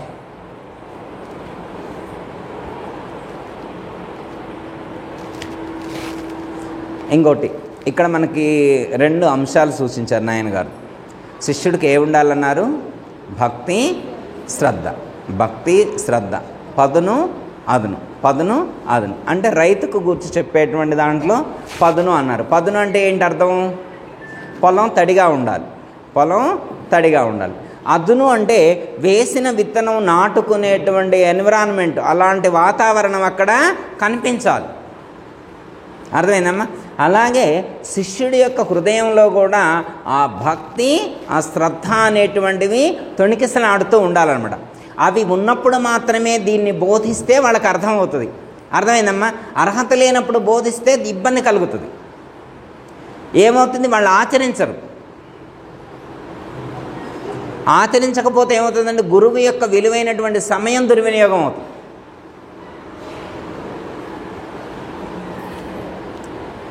బ్రహ్మంగారి దగ్గరికి సిద్ధయ్య గారు వస్తారు. మీ విన్నారు కమ్మ హిస్టరీ. బ్రహ్మంగారి దగ్గరికి ఎవరు వస్తారు? సిద్ధయ్య గారు వచ్చి బ్రహ్మజ్ఞానాన్ని నాకు చెప్పండి, ఉపదేశం చేయండి అని చెప్పి అడుగుతారు. అడిగితే నేను ఉపదేశం ఇస్తా అంటారు. ఎవరు? బ్రహ్మంగారు. అప్పుడు బ్రహ్మంగారి మనవరాలు తెలుసమ్మా? బ్రహ్మంగారి మనవరాలు ఎవరు? అట్లా గట్టి చెప్పండి, నాకు వినపడదు. ఈశ్వరమ్మ గారు ఒక మాట అంటది. ఏమంటది? అడిగినప్పుడు చెప్పగూడునా, అడిగినప్పుడు చెప్పగూడునా బ్రహ్మానుభవము, అడిగినప్పుడు చెప్పగూడునా, అడిగినప్పుడు చెప్పుటకు నిధి పడుచులాటల భ్రాంతి జన్యములుడిగి నిర్మలమైన వారికి. అర్థమైందమ్మా? అంటే బాల్య చేష్టలు ఉడిగినటువంటి వారికి మాత్రమే ఇది చెప్పాలా? అడిగిన వాళ్ళందరికీ ఇది చెప్తే ఇది అర్థమయ్యేటువంటిది కాదు. వాళ్ళకి బాల్య చేష్టలు ఉడగాలన్నారు. అంటే ఏంటి అమ్మ? బాల్య చేష్టలు అంటే భౌతికమైనటువంటి విషయాల పట్ల ఆసక్తి కలిగి ఉండవు. బాలంటే చిన్నపిల్లలు ఎలా ప్రవర్తిస్తున్నారో మనం కూడా అలాగే ప్రవర్తిస్తే, ఆధ్యాత్మిక మార్గంలో ప్రవేశిస్తే ఇంక ఉపయోగం ఏముండదు, ఉపయోగమేమీ ఉండదు. ఇప్పుడు చిన్నపిల్లలు ఉన్నారనుకో అమ్మ, ఒక 500 ఇచ్చామనుకో, చాక్లెట్ కొనుక్కుండా డబ్బులు ఇవ్వండి 500 ఇస్తే తీసపోరా? చాక్లెట్లు ఇచ్చినవి తీసుకొని వస్తారు, చిల్లర కూడా తీసుకొని రారు వాడు. ఎందుకంటే వాళ్ళకి 500కి సంబంధించినటువంటి విలువ తెలియదు. అర్థమైందమ్మా? అట్లాగే విలువైనటువంటి జ్ఞానాన్ని ఇచ్చినా కానీ అర్థం చేసుకోలేకపోతే ఎలా ఉంటుంది? అలాగే ఉంటుంది. మనకెప్పుడు ఉదాహరణ చెప్తారు. ఒక గురువుగారి దగ్గర శిష్యుడు సేవ చేసిండు. సేవ చేసిన తర్వాత గురువుగారి దగ్గర నుంచి గురువుగారు ఇక సెలవు ఇవ్వండి, నేను వెళ్ళొస్తా అన్నాడు. సరే నాయన అన్నాడు. మరి గురువుగారు మీ దగ్గర మరి 12 సంవత్సరాల నుంచి నేను సేవ చేశా కదా, మరి వెళ్ళేప్పుడు నాకేమైనా ఇస్తారా అన్నాడు. అర్థమైందమ్మా? గురువుగారికి దక్షిణ ఇవ్వడం కాకుండా గురువుగారిని ఏమైనా ఇవ్వమని అని అడిగాడు. గురువుగారు ఏం చేసిందంటే ఓ రాయి ఇచ్చిండు. బాగానే ఉంది, నేను గురువుగారి దగ్గర 12 ఏళ్ళు సేవ చేసి రాయి ఇచ్చిండు అనుకున్నాడు. సరే ఏమన్నాడంటే గురువుగారు ఇంతేనా ఇచ్చేది అన్నాడు. ఇంతే అన్నాడు. ఇప్పుడు అది తీసుకొని వెళ్తారు. తీసుకొని వెళ్ళి ఏమండంటే ఇది నువ్వెవరికి అమ్మొద్దు, ఉత్తగా దీని విలువ ఏందో తెలుసుకొని రాపో అంటాడు. ఈయన ఫస్ట్ కూరగాయల కొట్టు కాడికి వెళ్తారు. నాయన ఇది మా గురువుగారు రాయిచ్చారు, ఇది తీసుకొని నాకు డబ్బులు ఇస్తావా అన్నాడు. ఏం డబ్బులు ఈయనన్నాడు. మరి ఏం చేస్తామన్నాడు. తూకం వేసుకోవడానికి కావాలి, నాకు రాయి కావాలా, 1 కేజీ దోసకాయలు ఇస్తా అంటాడు. కిరాణం కొట్టు దగ్గర పోయిండు. అయ్యా మీరేమైనా ఇస్తాను, కావాలంటే 1 అర కేజీ చింతపండు ఇస్తా అన్నాడు. అర్థమైందా? అంటే కిరాణం కొట్టు ఆయన 1 అర కేజీ చింతపండు ఇస్తా అన్నాడు. ఒక ఆయన అడిగితే టేబుల్ మీద పెట్టుకునే పేపర్ వెయిట్లా కావాలి, నాకు కావాలంటే 10 రూపాయలు ఇస్తా అన్నాడు. అంటే ఎవరు దానికి అంత విలువ ఇవ్వలేదన్నమాట. కేజీ దోసకాయలు, 1 కేజీ చింతపండు ఇలాగే ఇస్తా అన్నారు. కానీ ఎక్కడ పోయినా గురువుగారు మీరేదో 12 ఏళ్ళు సేవ చేస్తే మీరేదో ఇస్తా అనుకుంటే ఈ రాయి ఇచ్చారు, ఇదేమన్నా నేను మెడలో కట్టుకొని తిరిగేదా, దీనికి ఏమైనా రంధ్రం పెట్టి మెడలో కట్టుకొని తిరిగితే నాకేం ఉపయోగం అన్నాడు. అప్పుడు గురువుగారు చెప్తారు, ఇది మన ఇక్కడ లలితా జ్యువెలరీ ఉంది కదా, అక్కడికి వెళ్ళి కనుక్కొని రాపో అన్నాడు.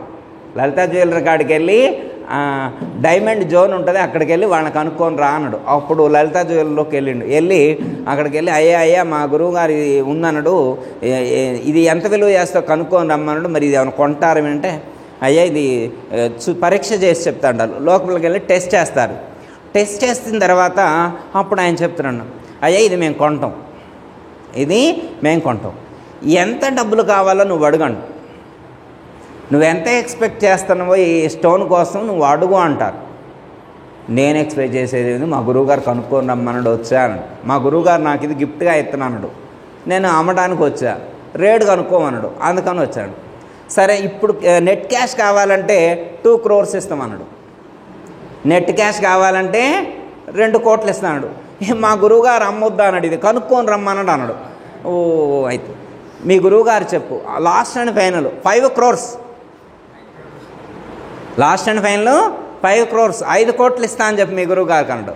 ఇక ఇంతకంటే నువ్వు బొంబాయి వెళ్ళినా, కలకత్తా వెళ్ళినా, ఏ పెద్ద మార్కెట్కి వెళ్ళినా కానీ, మలబార్కి వెళ్ళినా కానీ ఇంత రేటు పెట్టరు దీనికి, 5 కోట్ల కంటే ఎక్కువ పెట్టరు. నువ్వు అమెరికా వెళ్తే ఏమైనా పెడితే 10 కోట్లు కొంటారు, కానీ ఇది నువ్వు అమెరికా తీసుకెళ్ళటం చాలా కష్టం, కస్టమ్స్ వాళ్ళు పట్టుకుంటా, నీకు ఇబ్బంది అవుతుంది అంటాడు. అప్పుడు గురువుగారి దగ్గరకు వచ్చిన తర్వాత నమస్కారం చేస్తాడు. గురువుగారు మీరు ఉత్త రాయి ఇచ్చారనుకున్నా, నేను ఎందుకు పనికిరాని రాయి ఇచ్చారనుకున్నా, ఇంత విలువైనటువంటిది అనే విషయం ఇప్పుడు తెలిసింది. వాడు చింతపండు 1 కేజీ కంటే ఎక్కువ అన్నాడు, కేజీ దోసకాయల కంటే ఎక్కువ అన్నాడు, పేపర్ వెయిట్గా పెట్టుకుంటా 10 రూపాయలు ఇస్తాడు. అంటే విలువ తెలియనటువంటి వాడి దగ్గరికి వెళ్తే వాడు దాని విలువ తక్కువగానే చూసిండు.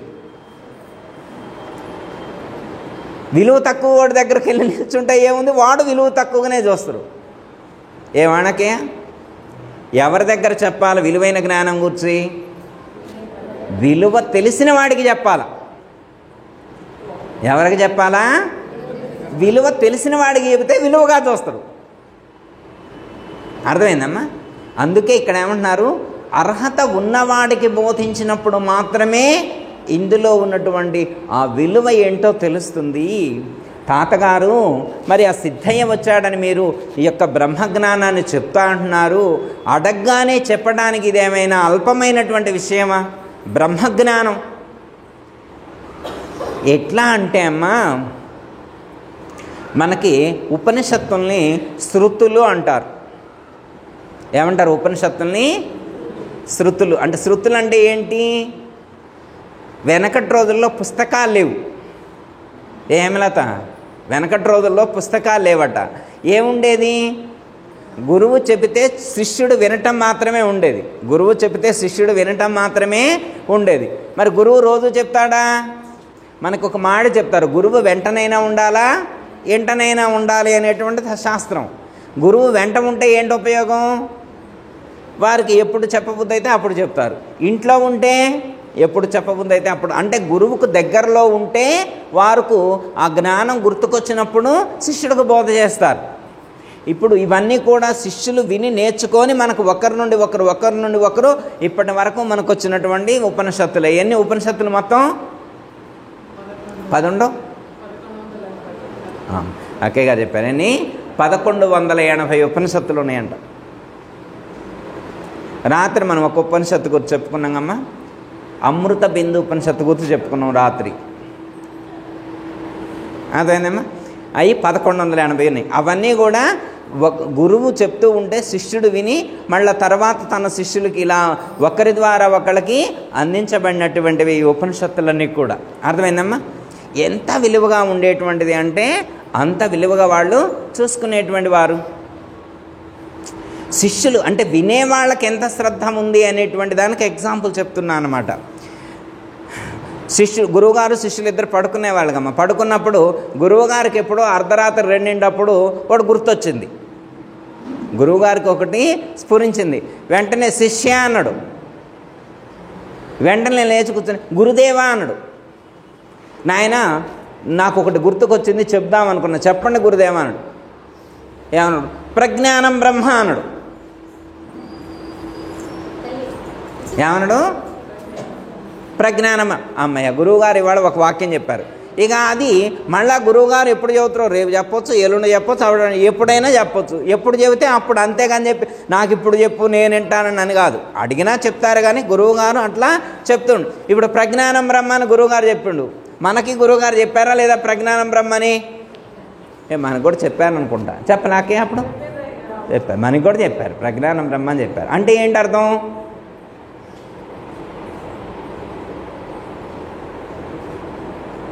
మనకి కూడా చెప్తే మనం చెప్పాలిగా. మనం ఇప్పుడు చెప్పలేదనుకుంటా, గురువుగారు అన్నీ దాచిపెట్టుకున్నాం, మనం చెప్పలా.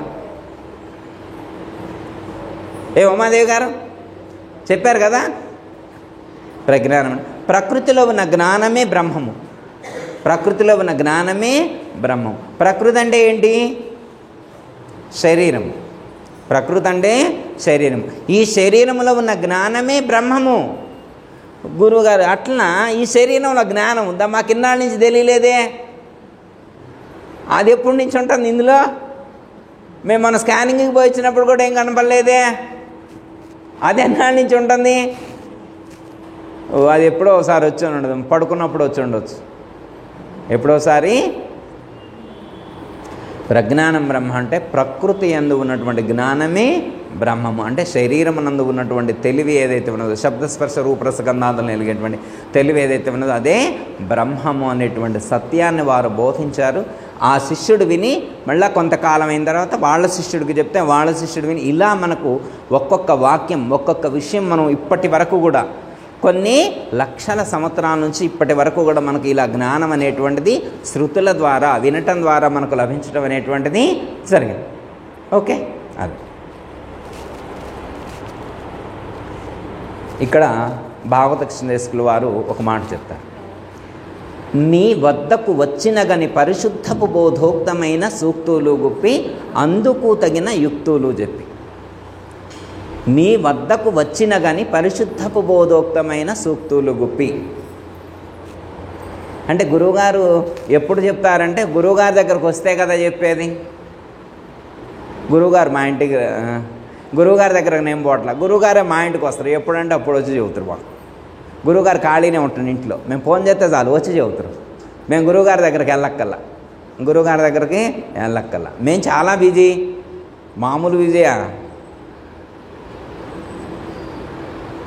ఓకే, అంటే భాగవత కృష్ణేశ్వరులు వారు ఏమన్నారు? మీ వద్దకు వచ్చిన కానీ పరిశుద్ధపు బోధోక్తమైన సూక్తులు మీకు వద్దకు వస్తే కదా గురువుగారు చెప్పేది. ఏమండి గురువుగారు మేము ఎప్పుడు దాకా వినాలంటారు? ఇవన్నీ 4 ఏళ్ళ నుంచి వింటున్నాం, మీకు చాలదంటారా? ఇంకా వినాలంటారా? పౌర్ణానికి రావాలి, ఎంత మా అవసరం అంటారా ఈ గురువుగారు? ఇవన్నీ అవసరం? అవన్నీ ఏమైనా ఉపయోగం ఉందా? ఇవన్నీ వింటే మాకు ఏం అర్థం కావట్లేదు, ఏం ఉపయోగం ఉన్నట్టు కూడా అనిపించట్లేదు మాకు. ఎప్పటిదాకా వినాలి అంటే గురువుగారు ఏమని చెప్పారు? నేను కాదు, భాగవత కృష్ణదేశకులు వారు చెప్పారు. సూటిగను బోధ నామది నాటినదిక చాలు చాలునని నీకై నీ నోట నీవు బల్కుదాకను చాటువులను చెప్పుచుందు సరేనా నా మాట రాగోరుచు మరి నేనీ నోట నూటికొక్కటేసేలు మాటాని తెలియము మాటి మాటికి బట్టి పాఠాలేమిటికి ఇంకా సరేనా నా మాట రాగోరుచు మరి నేనీ నోట. ఇది కమిట్మెంట్. గురువుగారికి శిష్యుడికి కమిట్మెంట్ ఏంటంటే సూటిగను బోధ నామది నాటినదిక చాలు చాలునని నీకై నీ నోట నీవు పలుకుదాకను. నాయన గారు ఒక ఎగ్జాంపుల్ చెప్పారు దీనికి. ఏమని చెప్పారు అంటే, ఒక తల్లి వాళ్ళ బిడ్డకి అన్నం పెట్టిందంట. అన్నం పెట్టిన తర్వాత బిడ్డ తింటూ ఉంది. కాసేపు తిన్న తర్వాత ఏమంటది, ఇక నాకు చాలమ్మా, ఇక నాకు చాలమ్మా, నా కడుపు నిండిందమ్మా అని ఆ బిడ్డ అనే వరకు తల్లి పెడుతూనే ఉంటుంది. ఆ బిడ్డ ఇక నాకు చాలు అని అనేంత వరకు కూడా ఆ బిడ్డ ఆ తల్లి పెడుతూనే ఉంటుంది ఆ బిడ్డకి. అలాగే ఒక బిడ్డ ఆకలి తీరేంత వరకు ఆ తల్లి ఆహారాన్ని అందిస్తూనే ఉంటుంది. ఎవరు చెప్పాలి ఇక నాకు చాలని చెప్పి? బిడ్డ చెప్పాల. నాకు చాలని ఎవరు చెప్పాలా? బిడ్డ. ఇక్కడ కూడా ఇక నాకు చాలు, ఈ వేదాంతం నాకు వద్దు, ఇక చాలు అని ఎవరు చెప్పాలా? శిష్యుడు చెప్పాలి. అందుకే గురువుగారు మీకు అర్థం కావట్లేదు, మేము పౌర్ణానికి రాంది ఎందుకు అనుకుంటున్నారు? మాకు అయిపోయింది, పాఠాలు ఎప్పుడో అయిపోయినాయి, అందుకే రావట్లా, మీకు తెలియట్లా. మీకే తెలియక వాట్సాప్లో మెసేజ్లు పెడుతున్నారు పౌర్ణానికి రమ్మని. మాకు ఎప్పుడో పాఠాలు అయిపోయినాయి కానీ గుర్తు చేసుకోవడం కోసం రావాలంటున్నారు ఉమాదేవి గారు. సరే, మంచిదే, అర్థమైందమ్మా? సూటిగను బోధ నామది నాటినదిక చాలు చాలునని నీకై నీ నోట నీవు బల్కుదాకను చాటువులను చెప్పుచుందు సరేనా నా మాట రాగోరుచు మరి నీ నోట్లో నుంచి రావాలి. శిష్యుడు నోట్లో నుంచి ఇక నాకు చాలు అనేటువంటిది అనేంత వరకు. అర్థమైందమ్మా? ఎందుకంటే అమ్మా, భారతీయ సంస్కృతిలో, మన భారతీయ సాంప్రదాయంలో గురు శిష్య విధానం అనేటువంటిది ఏర్పరిచారు. వేరే ఏ దేశంలో కూడా ఇంత గొప్పదైనటువంటి జ్ఞానం లేదు, ఇలాంటి గొప్పదైనటువంటి విధానం లేదు. గురు శిష్య సాంప్రదాయ విధానం అనేటువంటిది వేరే దేశాల్లో మీకు కనిపించదు అనమాట.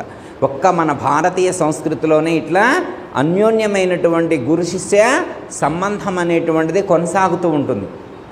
శిష్యుడికి గురువు యందు ఆ భక్తి ఉండాలి, ఆ విశ్వాసం ఉండాలి, ఆ నమ్మకం ఉండాలి. శిష్యుడికి ఎంత భక్తి ఉంటే జ్ఞానం అంత తొందరగా వంటపట్టుద్ది.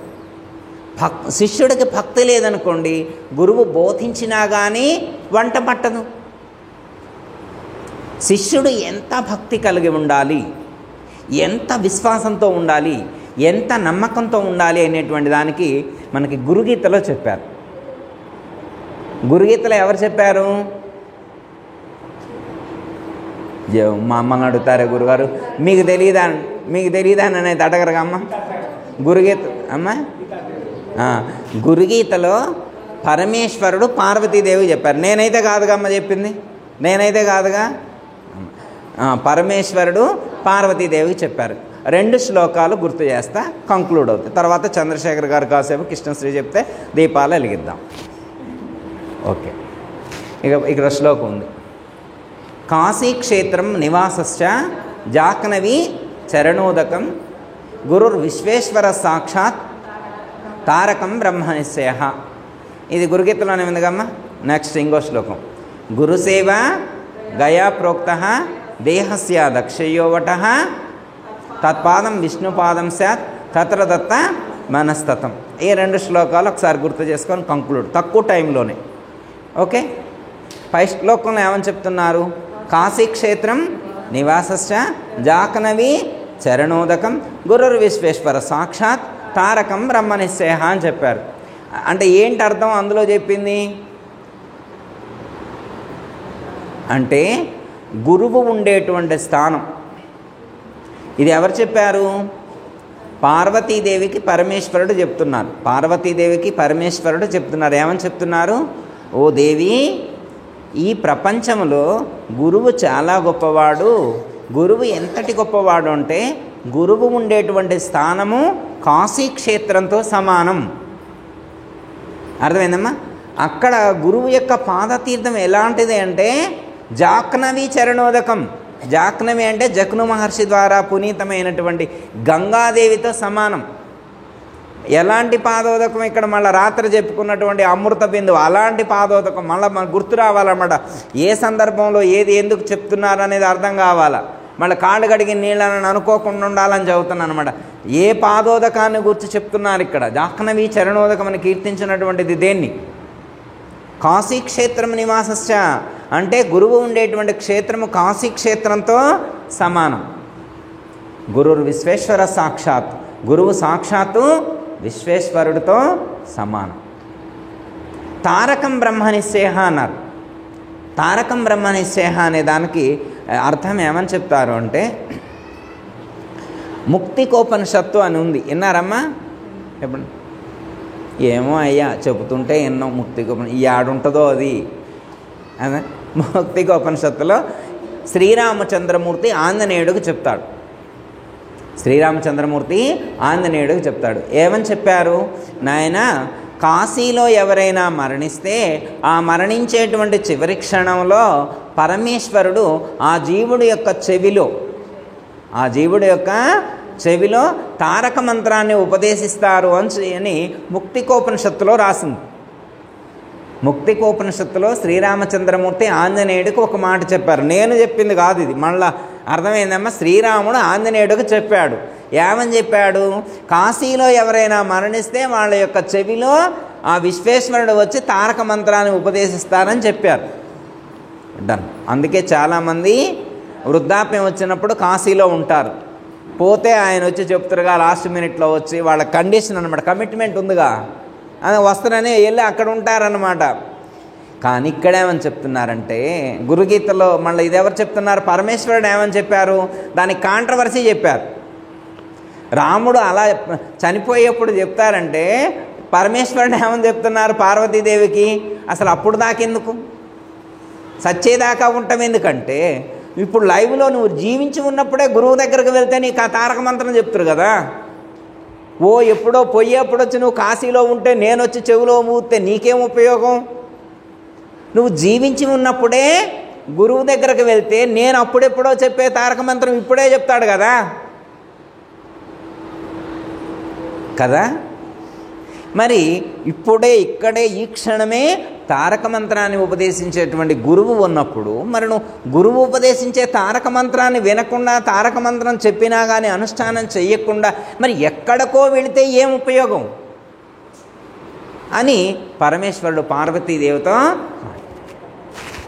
కార్తీక పౌర్ణంగా గురుగారు మేము కాశీ పోతాం, శ్రీశైలం పోతాం, బెజవాడ పోతాం, రామేశ్వరం పోతాం. మంచిదే, ఎవరి అభీష్టం ఎవరిష్టం వాళ్ళది. కానీ ఇక్కడ గురుభక్తులకు చెప్తున్నారు. ఎవరు చెప్తున్నారు? గురుభక్తులకి పరమేశ్వరుడు చెప్తున్నారు. కాశీక్షేత్రం నివాసశ్చ జాహ్నవీ చరణోదకం. అర్థమైందమ్మా? సపోజ్ మీరు అలహాబాద్ వరకు వెళ్ళారనుకో అమ్మా, ఎక్కడి వరకు? అలహాబాద్ వరకు వెళ్ళారనుకో, అలహాబాద్ వరకు వెళ్ళినటువంటి వాళ్ళు కాశీ వెళ్ళకుండా వచ్చేవాళ్ళు ఎంతమంది ఉంటారు? అర్థమైందమ్మా? అలహాబాద్ దాకా వెళ్ళిన వాళ్ళు కాశీ వెళ్ళకుండా రారమ్మా. అక్కడ దాకా వెళ్తే ఖచ్చితంగా కాశీ వెళ్ళే వస్తారు. ఓ ఇంత లెక్క వచ్చినావుగా, ఈ కాశీ ఇంత దూరమేగా, ఎంతలో పోయేస్తాం అని ఒకరోజు స్టే చేసి అయినా కానీ అలహాబాద్ నుంచి కాశీ వెళ్ళి వస్తాం. అవునా కాదా? అంటే కాశీకి దగ్గరలో వెళ్ళినప్పుడు అలహాబాద్ దాకా వెళ్తే కాశీకి వెళ్ళడానికి ఎలా ట్రై చేస్తావో, ఇప్పుడు మనకి సుభాష్ నగర్లో ఆశ్రమం ఉందనుకోమ్మా, ఇది కాశీ అనేగా పరమేశ్వరుడు చెప్పింది, నేను కాదుగా చెప్పింది, కాశీ అనేగా చెప్పింది. ఇప్పుడు మీరు షాపూర్ వచ్చారనుకో అమ్మ, షాపూర్ వచ్చినటువంటి మీరు కాశీ వస్తారా రారా? నేను రామారావు రమ్మని అంటలేదమ్మా. ఎక్కడ రమ్మంటున్నా? ఆశ్రమం దగ్గరికి రమ్మని అంటున్నా. ఎవరు వస్తారు? గురుభక్తులు వస్తారని చెప్తున్నారు.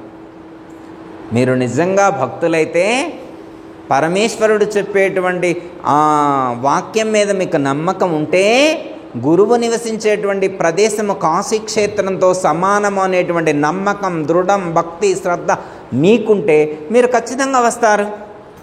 ఎవరు చెప్తే వస్తారు? నేను చెప్తే వస్తారా? పోనీ పద్మా గారు చెబితే వస్తారా? పోనీ ఉమాదేవి గారు చెబితే వస్తారా? పోనీ అంజమ్మ గారు చెబితే వస్తారా? చంద్రశేఖర్ గారు చెబితే వస్తారా? ఎవరు చెబితే వస్తారు? అర్థమైందమ్మా? మీకు ఆ జ్ఞానం దృఢమైతే వస్తారు తప్ప ఎవరో చెప్తే రారు. మీకు ఆ జ్ఞానం దృఢమైతే మీరు వస్తారు. జ్ఞానం దృఢం కాలేదు, మీరు ఎందుకు వస్తారు? అర్థమైందమ్మా? ఆ బజారు పక్క నుంచే పోతుంటారు, మీరు ఎందుకు వస్తారు? రారు. ఎందుకు రారంటే మీకు ఆ జ్ఞానం దృఢం కాలేదు. దానికి గురువు ఏం చేస్తారు? ఇంకెవరో ఏం చేస్తారు? రాముడు ఏం చేస్తారు? కృష్ణుడు ఏం చేస్తారు? వెంకటేశ్వర స్వామి ఏం చేస్తారు? ఏ దేవుడు ఏం చేస్తారు? నీకు జ్ఞానం కుదరకపోతే. జ్ఞానం కుదరాల్సింది నీకు జ్ఞానం కుదరకపోతే దేవుడు మాత్రమే ఏం చేస్తారు? నీకు శ్రద్ధ లేకపోతే దేవుడు మాత్రమే ఏం చేస్తారు? నీకు భక్తి లేకపోతే దేవుడు మాత్రమే ఏం చేస్తారు? తరించాలి అనేటువంటి తపన నీకు లేకపోతే దేవుడైనా ఏం చేస్తారు? ఏం గురువుగారు ఇవన్నీ చెప్పి ఇప్పుడు మమ్మల్ని ఇల్లు వదిలిపెట్టి తిరగమంటావా ఏంటి? అది కాదు చెప్పేది. ఇక్కడికి రావటం వల్ల ఇది పవిత్రమైనటువంటి క్షేత్రం. ఇక్కడ గురువుగారు ఎన్నో సంవత్సరాలు జీవించినటువంటి ప్రదేశం. వారి యొక్క శక్తి తరంగాలు ఇక్కడ ప్రకటితమైతాయి. ఎంతోమంది భక్తులు వచ్చినటువంటి పునీతమైనటువంటి క్షేత్రం ఇది. దివ్యమైనటువంటి క్షేత్రం. ఈ క్షేత్రానికి వస్తే ఎన్నో దోషాలు పోతాయి, ఎన్నో మలినాలు పోతాయి, ఎంతో పవిత్రత సంతరించుకుంటుంది. ఇక్కడ కూర్చొని మీరు ఆలోచిస్తే మనకు కావలసినటువంటి జ్ఞానం ఆ గురువుగారు ఇస్తారు ఇక్కడ. అర్థమైందమ్మా? మనకు జ్ఞానం కలిగితే మన జన్మ తరిస్తుంది. మనకున్నటువంటి అజ్ఞానం పోయిద్ది, మనకున్నటువంటి దుఃఖం పోతుంది. దుఃఖాన్ని దూరం చేసుకునే ప్రయత్నం చేయాలి. అందుకే కదా అందుకే ఆ గురువుగారి దగ్గరకు వచ్చింది. నాకు ఇప్పటి వరకు అర్థం కాల గురువుగారి దగ్గరికి ఎందుకు వచ్చిందో. వారు ఉపదేశం అయితే ఇచ్చారు, కానీ ఎందుకో నాకైతే వంట పట్టలేదమ్మా. మా పిన్నవరమ్మంటుందని పిన్ని కోసం పోతున్నా, కూర్చొని పుస్తకంలో పాటలని చదువుతున్నా. పిన్ని కోసం చదువుతున్నావా? మీ అత్తయ్య కోసం చదువుతున్నావా? మీ వదిన కోసం చదువుతున్నావా? మీ బాబాయ్ గారి కోసం చదువుతున్నావా? అయితే నీ ఇష్టం, అది నీ కర్మ. అర్థమైందమ్మా? నేను తరించడం కోసం ప్రయత్నం చేయాలి. ఎవరు కడగాలి? నా మురికిని నేనే కడుక్కోవాలి. ఎవరికేం పని? ఎవరిని ఉద్ధరించడం కోసం. ఉద్ధరేదాత్మనాత్మానం ఆత్మానం అవసాదయేత్ అన్నారు భగవద్గీతలో శ్రీకృష్ణ పరమాత్మ. ఎవరిని వారే ఉద్ధరింప చేసుకోవాలి. మనం ఉద్ధరించడం కోసమే ఈ జన్మకు వచ్చాం. లేకపోతే ఇంకో జన్మ తీసుకుంటాం. ఇప్పుడు ఇంకో మాట అంటారు, ఏ గురువుగారు నేను ఎన్ని జన్మలు ఎత్తితే నీకేంది గురువుగారు? నా ఇష్టం, నేను అనేక జన్మలు ఎత్తుతా, నీకేంది నొప్పి? అట్లేముండదుగా అమ్మ. మనం ఎందుకు వచ్చినాం గురువుగారి దగ్గరికి? జన్మరహిత స్థితిని పొందడం కోసం వచ్చినాం. జన్మరహిత స్థితిని పొందేటువంటి ప్రయత్నం మనం చేయాలి. ఇంకో మాట చెప్పు, గురు సేవా గయా ప్రోక్త దేహస్య దక్షయోవట తత్పాదం విష్ణుపాదం స్యాత్ తత్ర దత్త మనస్తతం. ఇది గయా క్షేత్రానికి సంబంధించినటువంటి అంశం అన్నమాట. కాశీ వెళ్తే గయ కూడా వెళ్తారు. కాశీ వెళ్తే యాడికి వెళ్తారు? గయ. గయ అంటే ఏంటి? గయ అంతేనా? గయ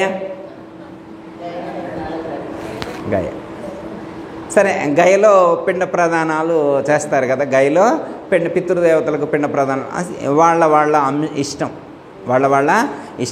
అయితే అక్కడ విశేషం ఏమిటి? గయలో విశేషం ఏంటంటే అక్కడ విష్ణు పాదాలు ఉంటాయి.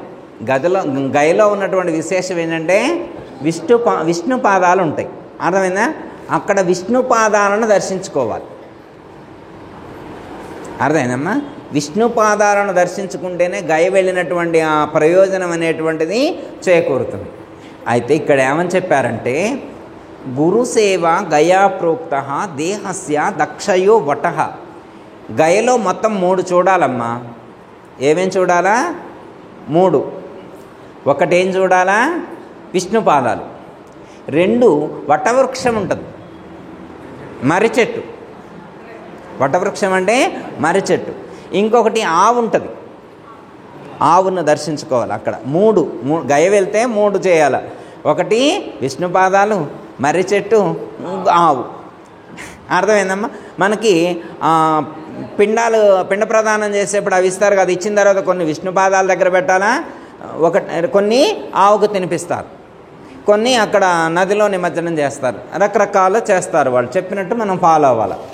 అయితే ఇక్కడ ఏమని చెప్తున్నారంటే, ఇప్పుడు మనం గయ వెళ్ళలేదనుకోండి, ఆశ్రమానికి వస్తే గయా క్షేత్రానికి వెళితే అక్కడ విష్ణుపాదాలను దర్శిస్తే ఎంత పుణ్యం వస్తుందో అంత పుణ్యం వస్తుంది. ఎప్పుడు ఇక్కడ ఆశ్రమానికి వచ్చి సేవ చేస్తే, గురు సేవ గయా ప్రోక్త. ఇక్కడ ఏమన్నారు? గురుసేవ చేస్తే అన్నారు. ఏం చేయాలా? గురుసేవ. గురువుగారు సేవ చేయాలంట. అందుకే మంచినీళ్ళు ఇవ్వటం, గురువుగారిని కూర్చోబెట్టి మంచినీళ్ళు ఇవ్వటం, టీ ఇవ్వటం, టిఫిన్ పెట్టడం, ఇయ్యగా గురువుగారు సేవ చేయటం అంటే. గురువుగారి కంటే గురువుగారికి ఒక్కడికి సేవ చేయమని కాదు అర్థం. అర్థమైందమ్మా? గురుస్వరూపము ఏ ఉపాధిలో ఉంటే ఆ ఉపాధులన్నింటికీ సేవ చేయాలి. గురుస్వరూపం అంటే మనిషి కాదు, సమస్త ఉపాధులన్నింటిలో ఉన్నటువంటి స్వరూపాన్ని గుర్తెరగాలి. మనకి బుర్హాన్ గారు ఒక తత్వం రాస్తారు, మీరు వినే ఉంటారు, గుర్తు చేస్తారు.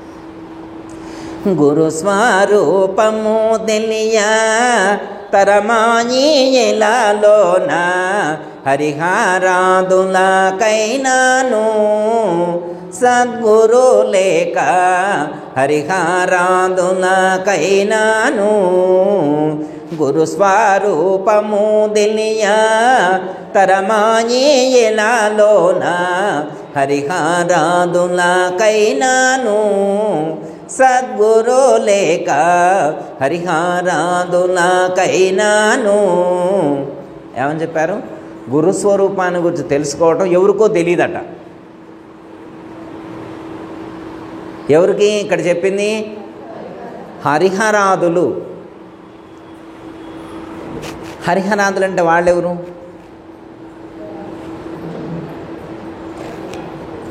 హరిహరాదులు అంటే సికింద్రాబాద్లో ఉండే వాళ్ళేనమ్మా? కాదా, సికింద్రాబాద్లో ఉండేవాళ్ళు కదా. హరిహరాదులు అంటే అమీర్పేటలో ఉంటారా? ఇక మరి అమీర్పేటలో ఉండేవాళ్ళైనా హరిహరాదులు అంటే వాళ్ళకైనా తెలియంది కాదా? వాళ్ళు కదా. మరి ఎక్కడుంటారు వీళ్ళు? ఎక్కడో ఉంటారు, మనకేం తెలుసు? వాళ్ళు అడ్రస్ చెబుతారా? మనం వాళ్ళ లొకేషన్ పెడితే పోవచ్చు. వాళ్ళు మనకెందుకు లొకేషన్ చెబుతారు? చెబుతారమ్మా? ఇప్పుడు వాళ్ళకి తెలియకపోతే మాకెందుకు గురువుగారు? మాకు తెలిసిందిగా. ఇప్పుడు వాళ్ళకు తెలియటం తెలియకపోవటం ముఖ్యమా, మనకు తెలియటం ముఖ్యమా? వాళ్ళకు తెలిస్తే ఏంది, తెలియకపోతే ఏంది, నాకేంటి?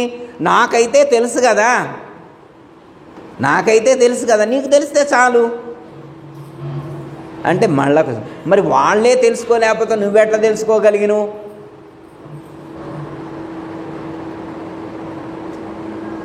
అనిపిలే మనకి?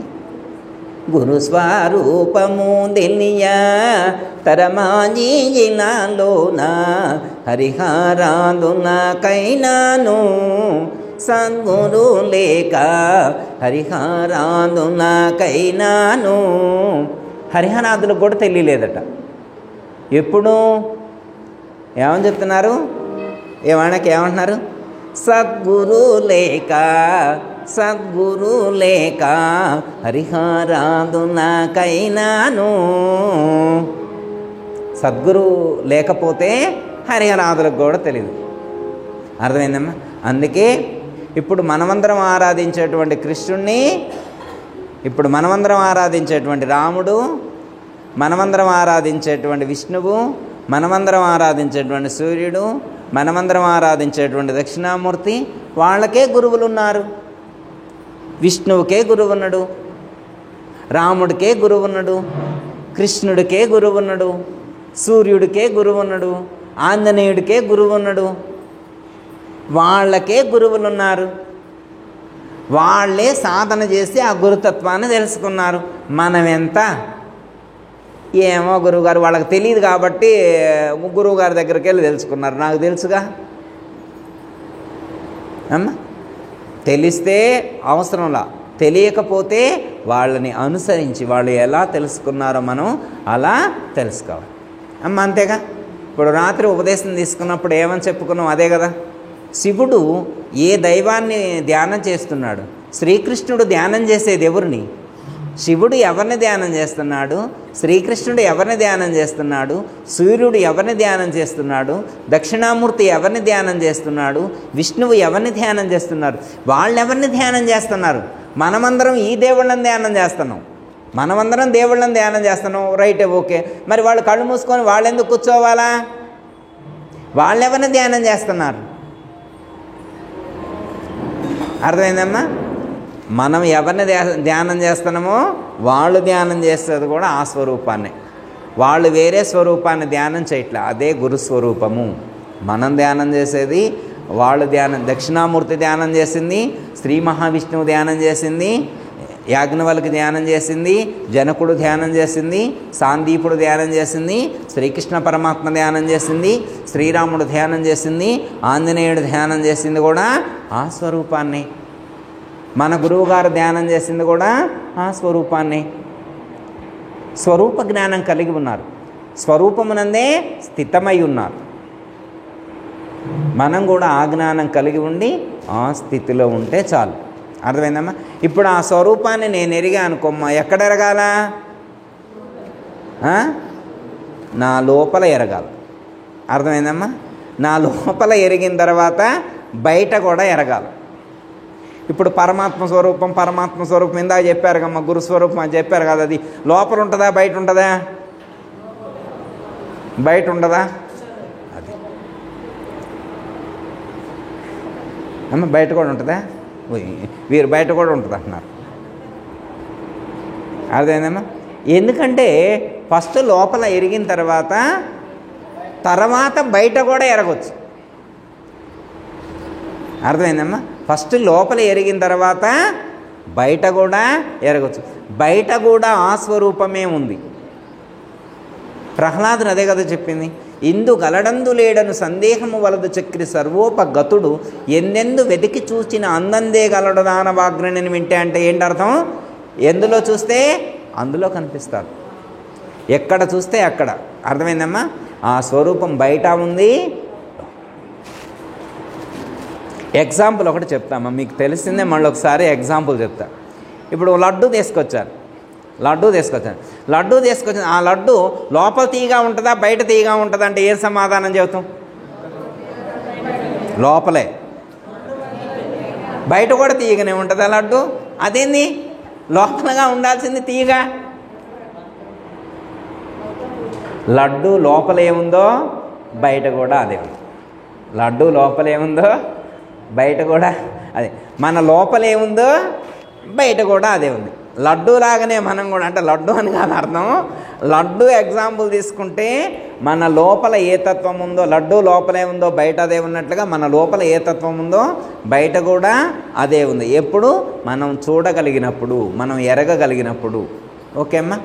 కాబట్టి మన గురువుగారు చెప్పినట్లుగా మనకి భక్తి శ్రద్ధ మన దగ్గర ఉన్నప్పుడు నాయనగారు మనకి ఆ పదును అదును చూసి, అంటే మన పరిస్థితిని గుర్తించి వారు ఈ జ్ఞానాన్ని మనకు అందించటం అనేటువంటిది జరుగుతుంది. జ్ఞానం అనేటువంటి విత్తనాలు లోపల నాటడం అనేటువంటిది జరుగుద్ది. అర్థమైందమ్మా? ఎందుకంటే జ్ఞానం అనేటువంటి విత్తనాలు నాటిన తర్వాత మరి రోజు పెంచాల్సింది ఎవరు? ఇప్పుడు పొలం ఉందనుకోమ్మా, ఒక ఆయన రైతు వెళ్ళి విత్తనాలు నాటుకున్నాడు. ఇప్పుడు రైతా పెంచాల్సింది పొలమా? రైతే కదా.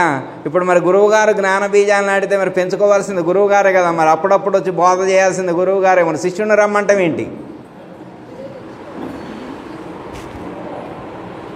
ఉమాదేవి గారు, మరి మీరు జ్ఞానం బీజాలు నాటి మమ్మల్ని రమ్మంటారే బోధ వినటానికి, మీరు రాకుండా? భలే ఉందిలే. అందుకే గురువుగారు ఏమని చెప్తారంటే, మనకి భాగవతకృష్ణ ఇసుకల వారికి అందర్థం ఉంటుంది. నే మొదట నిన్ను కనుగొని ఏ ముక్కలు నీది చెవులు ఇమిడిస్తేనో నీవు ఆ ముక్కల మూడింటిని ఏమాత్రం మరవకుండా ఈ బోధ చేస్తే, అందుకే ఇంతగా బోధ చేస్తే. గురువుగారు అప్పుడప్పుడు ఇంటికి వస్తారంట, పిలవకపోయినా కానీ. అసలైతే జనరల్గా పిలుస్తారనుకోమ్మ 10 రోజులకు ఒకసారి శిష్యులు. ఒకళ్ళు పిలవకపోయినా కానీ గురువుగారే వస్తారండి ఇంటికి. ఏ వాణకే పిలవట్లేదు, 10 రోజులకు ఒకసారి పిలుస్తూనే ఉంటుంది వాణకే. అర్థమైందమ్మా? పిలుస్తారండి వాళ్ళు. ఎందుకంటే పిలవకపోయినా గురువు గారు వస్తారంట, శిష్యులు పిలవకపోయినా గురువు గారు వస్తారు. ఆయనకే పని గురువు గారు రావడానికి, ఆయనకేదో పని ఉంది అందుకే వస్తున్నావు. ఎందుకంటే నే మొదట నిన్ను గనుగొని ఏ ముక్కలు నీదు చెవులు ఇమిడిస్తేనో నీవు ఆ ముక్కల మూడింటిని ఏమాత్రము మరువకుండా, అంటే నేను నీకు 3 మంత్రాలు చెప్పా, ఆ మంత్రాలు నువ్వు ఎంతవరకు సాధన చేసినావో తెలుసుకోవడానికి వస్తున్నా.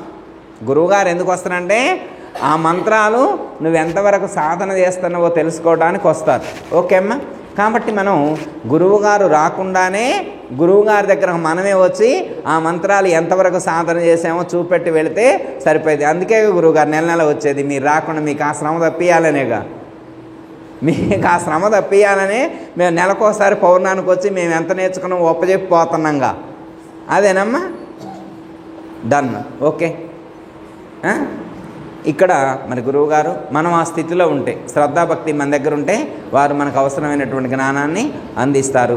ఆ జ్ఞానాన్ని అందుకునేటువంటి ప్రయత్నం చేసి ఆ స్థితిని పొందేటువంటి ప్రయత్నం చేద్దాం. దయతల సద్గురు ప్రభు మహారాజ్ అందరికీ జై గురు.